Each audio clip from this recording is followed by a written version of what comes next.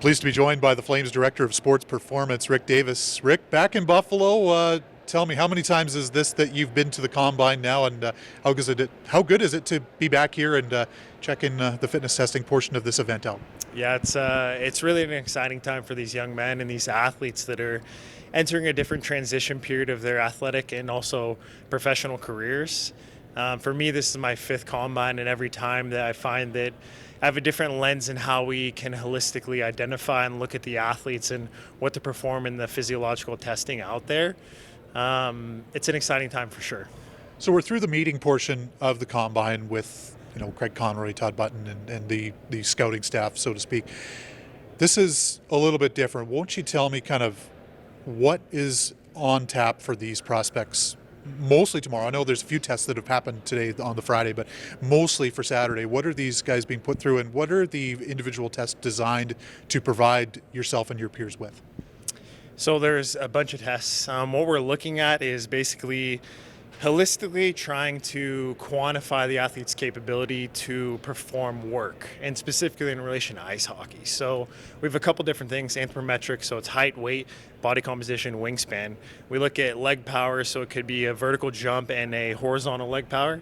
Then we look at energy system development, so it's their kind of like their horsepower, their ability to accelerate off a line in the wing gate. We look at VO2 max, which is the ability of the body to carry oxygen at a high intensity. And then we look at some upper body tests, and that could be a pull-up and the bench press. So when we kind of aggregate all that information, what we're doing is we're saying, hey, this athlete is X, Y, or Z, and that could be this is a high octane athlete, this is an athlete that is well rounded from a neuromuscular status in relation to energy systems, or this athlete is maybe not an explosive athlete, but he's well rounded and he can perform work, but he's not really high end as far as like a sprinter.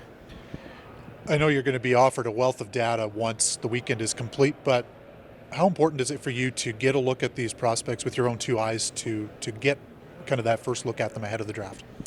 I think it's very important. It's kind of like that first starting baseline of their professional athletic development. We say, hey, when they were at this age transitioning to being professional hockey players coming from college or junior, we have a baseline measurement, and we can kind of track those trends longitudinally over time and say that this athlete has taken the current or correct steps in their athletic development to maximize their potential on ice as NHL hockey players. We talked last year about this, and we're dealing with players that are at a wide range in terms of personal development. Some players are close to a year older than others at this event. When you talk about individual performance in these tests versus potential in terms of what players could potentially grow into in 3 or 4 years' time, what sort of trends are you hoping to see? So maturation is a huge component, which you talked about. Obviously, the athletes that are physically more mature are going to be able to perform more work, and that could be in relation to like leg power or strength. So we're looking at where they're currently at, but we're also looking at athletes that have a higher potential.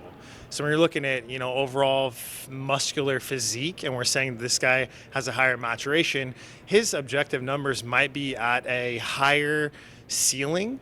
Not a higher ceiling, but he might be closer to his higher ceiling than somebody that hasn't hit that maturation yet. So it's not that the athlete is maximized his potential here. It's saying, hey, is his ceiling higher than this guy? And can we get more out of him from an overall holistic development standpoint?